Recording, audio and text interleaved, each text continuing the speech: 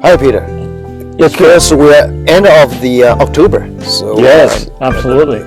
2020, the unforgettable year is almost finished for us. Then looking back, we found in 2020 a lot of things going on over there, pandemic.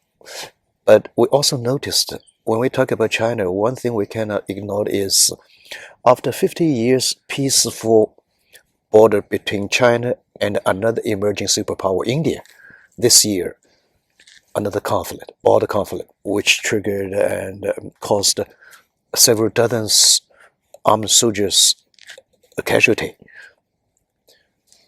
I I think, want to invite you to comment. yeah, I think it has made the news, and it is alarming. Primarily because about 2 or 3 years ago, President Xi Jinping made a state visit Mhm. to New Delhi, and it was a fairly long visit. He visited different regions of India, and he recalled in a lot of his announcements and speeches the recognition of India as, like China, a very old, very well established, and very influential civilization.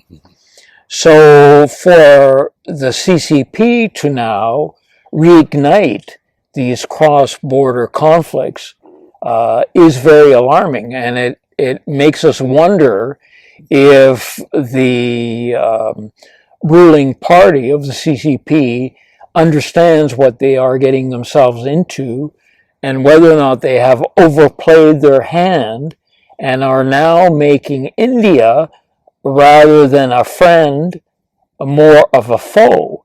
And I think China, if you would agree with me, should see India as an equal friend and partner, and anything less than that is counterproductive for the long-term sustainability of relationships of the relationship between China and India. Yeah, that's where my question comes from. How come after like 2 years from the previous, we can call it a successful state visit by President Xi Jinping, he received a warm welcome over there. How come this year, all of a sudden, it surprised everybody? It is alarming. It is Yeah. alarming, and I think it must show a sort of an impulsive element of the leadership in Beijing. I do not understand, and I think you would concur, why China would want to agitate tension with India.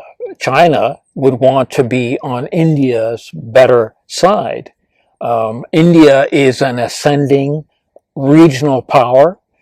In 10 to 12 years from now, from what I have read, India will have a middle class of almost 500 million people. The ascending part of Indian demographics is the 18 to 39-year-old population segment, which will determine the future road, the future path of India. So you're looking at a very influential, ascending, prosperous middle class group that will predicate India moving up the ladder of powerful players in the world. And right now, India sits as the fifth largest economy in the world. They've passed, in the past year and a half, the United Kingdom, and are now closing in on Germany. So in the next 10 to 15 years, we will see India probably become the third largest economy in the world. With that in view, China should be in a position to be on its best behavior with India. And unfortunately, from what we're seeing in the border disputes, this is not the case. Yeah, I think it's also not an wise policy option to trigger those conflict between India and China from China expected perspective, because India already becomes a very important export market for China, massive capability. I mean, the production, for instance, those smartphones, and also a lot of infrastructures. China want to make best use of it, but unfortunately, in this particular year of 2020, all of a sudden, everything changed, because with the tension in the border conflict, the India government already banned numerous Chinese products, including the software app, the social media app in India. Yeah, and I if I can just hop in here, is that it's really alarming that China is very strategic and very long-term in its planning.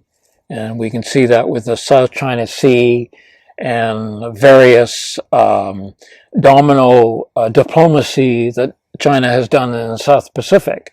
Why would China now do this with India when in 10 or 15 years, like I mentioned, the purchasing power, the PPP measurement is going to be weighed in India's favor? That India will become now a much bigger, a much more important purchaser of foreign goods. So China is now playing with fire, where they will see themselves being excluded from a rising, ascending, large middle class that will eclipse, given the population pyramid, will eclipse the purchasing power of the Chinese middle class. That now it will be India that will become the preeminent middle class purchasing power. One explanation helps to explain this question is Mr. Xi Jinping want to follow former communist leader Chairman Mao's example, because during last century, after so-called 3 years very hard time, which caused like over 30 million people die from starvation after so-called Great Leap Forward movement, Chairman Mao switched people's focus or attention from internal problem, which caused by his poor policy, to the international. He triggered the war between India and China. Year of 2020, also because of the cover up of the COVID-19 virus spread, it caused a more serious problem globally. Then Xi Jinping wanted to follow Chairman Mao's solution. He intentionally triggered the border conflict, if not a war, between India and China to help us switch the people's attention. But apparently it won't succeed, because it's not the problem between India and China. As you mentioned that from long-term view, because the much younger population composition in India than that of in China.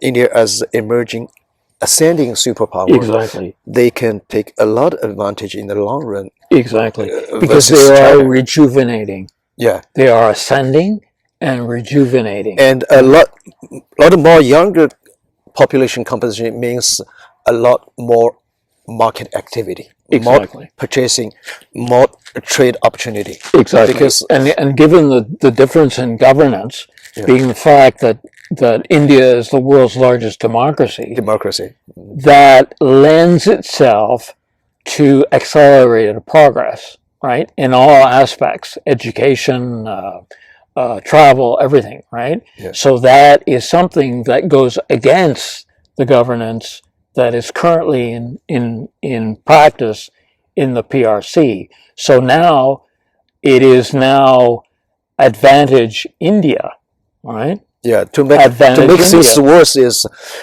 when something happens between China and other country, usually like Russia always support on the China side. Yes. But in India case, apparently the President Putin shows his stronger support to India and not in China. That make China in a very awkward situation. Exactly. So Exactly. people raise a more serious question: is China, the right for China is over?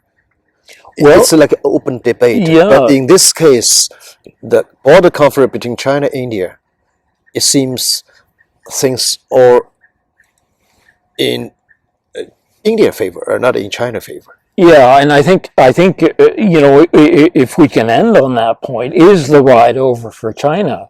More things change, more things stay the same. And in the case of China, is China going to repeat past mistakes where they are now overextending themselves and they're being impulsive and they're not listening to what they should be listening to up to now, which has been very strategic geopolitical plays that they are now not following.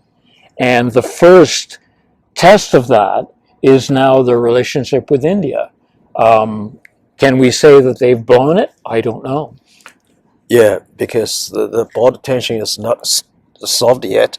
We will have to wait, see what will happen. We'll see what will transpire. So-called two old civilization. The two oldest civilizations. Elephant and the dragon. The elephant and the dragon. Thank you, Peter. Thank you. Thank you.